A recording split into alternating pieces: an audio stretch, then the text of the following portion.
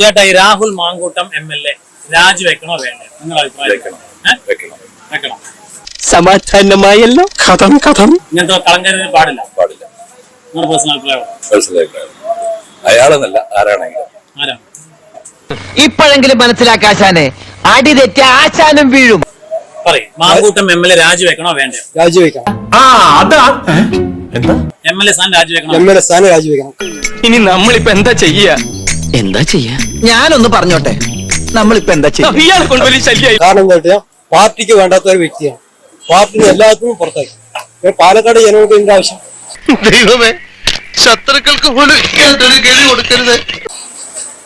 ആ പാലക്കാട് ചിന്തിക്കണം. കാരണം എന്താ കഴിഞ്ഞാൽ നേരത്തെ ശ്രീധരൻ സാറ് ജയിച്ചിട്ടുണ്ടെങ്കിൽ പാലക്കാട് ഈ ദുരവസ്ഥ ഒരിക്കലും ഉണ്ടാവില്ല. കാരണം ഇനിയെങ്കിലും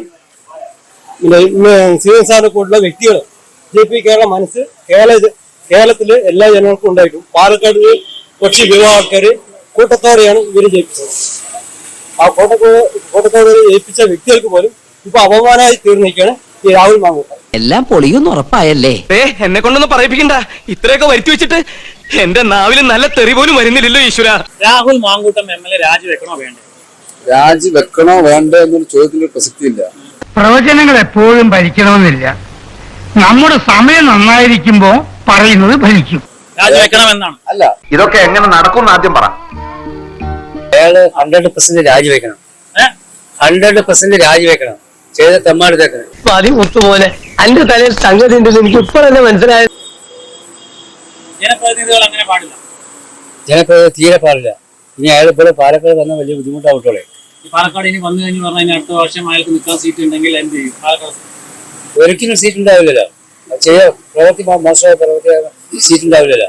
എന്റെ ചിറകുടിഞ്ഞ കിനാവുകൾക്ക് എന്തായിരുന്നു ഒരു കുഴപ്പം? നിന്റെ ചിറക് ഞാൻ ഒടിക്കും, മിണ്ടായിരുന്നോണം.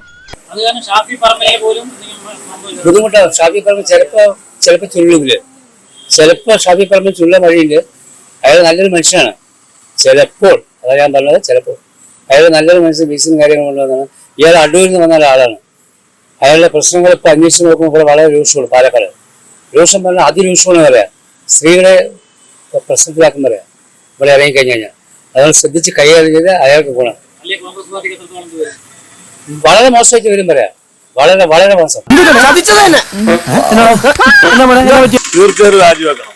പൊതുപ്രവർത്തനം നിൽക്കുന്നവര് ഇങ്ങനെയുള്ള പരിപാടി ചെയ്യുമ്പോൾ അതാരായാലും ശരി രാജിവെക്കുന്നതാണ് എന്റെ ശരി. രാജിവെച്ച് ഇപ്പൊ ഉടനെ ഇലക്ഷൻ വെക്കണ്ട. അയാള് രാജിവെച്ചിട്ട് അത് തെളിയിച്ചിട്ട് വന്നിട്ട് വീണ്ടും മത്സരിക്കാറില്ല. എനിക്കൊരു തലവേദന പോലെ സഹിക്കാൻ കഴിയുന്നില്ല. ഞാൻ പോയി കിടക്കട്ടെ കേട്ടോ, പോട്ടെ.